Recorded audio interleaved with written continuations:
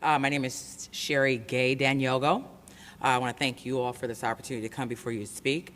Prior to becoming a member of the legislature, I also was a Detroit public school teacher. I will always be an educator, and so this is very, very personal to me. I came up to oppose the package of bills, and I'd like to speak to all of them.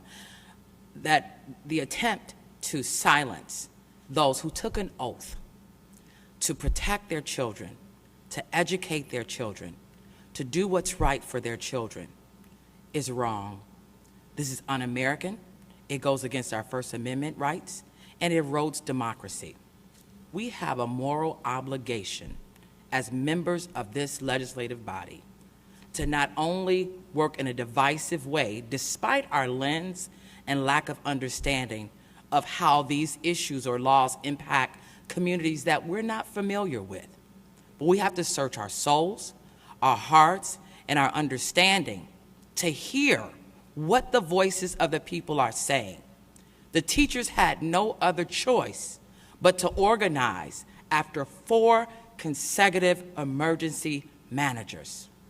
That's what we should be questioning. How did we have 4 consecutive emergency managers with unilateral power to come in and make decisions that help to shrink the enrollment, that help to increase the deficit? That's the conversation. How do we fix PA 436, the emergency manager law, which has not given Detroit Public Schools an opportunity to have a neutral evaluation process? How do we fix that? How do we make sure that emergency managers are doing what they were supposed to do? 4, and we have schools in this condition? 4, and the deficit has ballooned to $550 million. If we go to bankruptcy, $3.5 billion.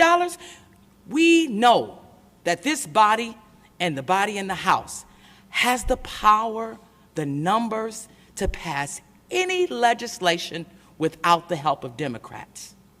But you have a higher power that you have to answer to, and that's God. We all swore and took an oath to serve not only the people of our community, but the people of Michigan. Are Detroit children less deserving of a quality education as the rest of the children throughout the state of Michigan? Are Detroit teachers less privy to having clean work environments, affordable health care, and pay? This wasn't a strike. This was people who felt they had no other choice but to lift their voices. I worked in those conditions at Henderson Middle School and at Remus Robinson on the East Side. I've been lifting my voice for years. It's the only reason I ran to come to the legislature. So I thank Senator Kniezek, who's joined me in my district. I thank Senator Nolenberg, who took me up and came on the tour for Urgency of Now to look at our schools. I thank Senator Colbeck, who come to my office and prayed with me. But today we need to unite, regardless of Republican and Democrat, and look at why the teachers took the actions that they did, even against the recommendation of their union leaders. I encourage them to lift their voices because it's the only way that the story has gotten any coverage, national coverage, worldwide coverage, that we could have savage inequalities in 2016 in Detroit public schools versus districts throughout our state. It's wrong, it's un-American, and these bills do nothing to address the conditions of our schools. They do nothing to address improving academic achievement. They do nothing that will take the financial burden that each one of your districts are gonna ultimately feel if we don't fix this thing. The attitude of Detroit versus everybody and everybody versus Detroit has to stop. What we do to the least of these, God says, you've done unto me. Our children deserve better. Our teachers deserve better. Your moral obligation is to do what's right for our children.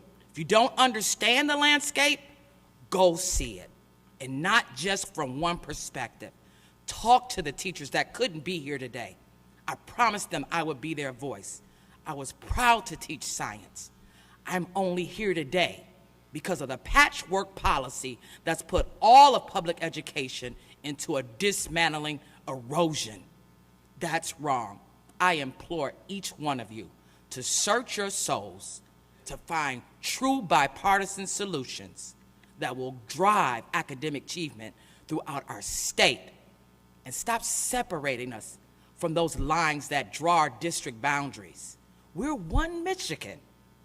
One Michigan. We have to do better. Thank you. Thank you. Are there any questions? Senator Colbeck. Thank you very much, Mr. Chair, and thank you, Representative. I appreciate the passion on this issue, and I know it's coming from the heart. And this is where I struggle with this issue is you mentioned the oaths that the teachers took. And, yes. And I want to make sure that we understand. I mean, we're talking about different perspectives on it. One of the perspectives is that it is very important that we give our kids access to a good education and that we make sure that they are the priority. And one of the reasons why the prohibitions against strikes was put into law was to make sure that we ensure that the delivery of those services to those kids, that was of paramount importance. And what we're seeing here is an example where they're saying, yeah, we know what the law says, but we're ignoring that, and we're ignoring the moral justification for that law that said we want to make sure that we are educating our kids. And here's a part that I really struggle with is that why would an organization that's saying that their top interest is the kids seek to reach out in a way that is deliberately denying those kids access to education in the classroom? It doesn't make any sense. There's other times of the day that you can go off and protest. You can go out to Cobo Hall during the auto show after hours, after school hours. You can make the case there, but they chose deliberately to go off and protest in a way that made the very people that they're supposed to be serving hurt the most. And I'm struggling with that. I don't understand where the justification comes for that sort of approach to hurt the very kids that are supposed to be served by these people. So I'm sorry, it's a tough thing to reconcile. I understand that, being a man of faith, and you are, and I'm a woman of faith. I realize we're not going to see everything the same way. They had no other choice. And Dr. King tells us what we must do about laws that are unjust. We are to oppose them. We have to speak out. As a teacher, as a parent, would you want your child to attend a school that had no heat and inclement weather? Would you want your child to attend a school that had no cold water and you've been telling and pleading and emailing, asking? Would you want your child to attend a school where they're sitting in a gym because there's a teacher shortage and we have a central office of members that Darnell Early has hired with six-figure salaries that are much larger than a district in Oakland, Chicago, or New York?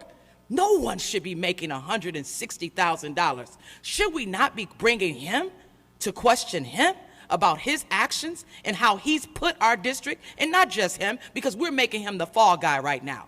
It's our governor and 4 other emergency managers that have helped to plummet our district. All of them. Roy Roberts, Jack Martin, Robert Bobb, all of them should be the ones that are called to answer to what they've done to our district and to our state. Teachers had no other recourse but to lift their voices to garner the national media that they've gotten, because even the local media has been complicit in this cover-up of what's done to our children. I applaud their efforts. You might not see it the same way. All I ask you to do is search your heart and talk to God about your decision you're making today. This is not the solution. Senator Kniezek. Thank you, Mr. Chair, and to respond to my colleague from the 7th, I understand his frustrations, I really do. I do too. And, you know, my response to that would be, and I do have a question for you, Representative, because I know your experience is invaluable on this issue. What are the teachers supposed to do when they have exhausted every possible option of bringing to light the working conditions, the building conditions, and every single time they've raised their voices, it has fallen on deaf ears? What are they supposed to do? Who are they supposed to turn to? In the case of Detroit Public Schools, they've got one person, the emergency manager. If they turn to him, and he decides to do nothing about it, they have no recourse. And so I understand the frustrations and the perception of, you know, if we take the teachers' or if the teachers, take themselves out of the classroom, it's not good for the kids, it's punishing the kids. But what we're failing to acknowledge in that same breath is that this legislation, Senate Bill 713, says that if you want to fine the teachers responsible and you suspend or fire all the teachers in that district, well, where are you going to get the teachers to educate the children? We talk about the teachers doing a disservice to the children. This very bill takes teachers out of the classroom and punishes the children. And so, Representative, I would ask you, as somebody who has experience teaching in Dearborn Public Schools, and you talked about the teacher shortage, this legislation very clearly says that we can suspend or fire all the teachers brave enough to risk their livelihood and to speak out in defense of our children. If we get rid of all those teachers, where are we going to get the teachers from to We Detroit? don't have enough now. We can't even attract teachers to our district with the unstable conditions, with the poor salary, with the extremely high insurance costs. We can't attract teachers to our district with the instability of whether they know the district is going to be open or not. So it would be impossible, and there are no charter organizations, schools, authorizers, et cetera, that can take on 47,000 children. It's going to impact all of your districts respectively if we don't find solutions that put our children first and unite us regardless of our political party affiliation.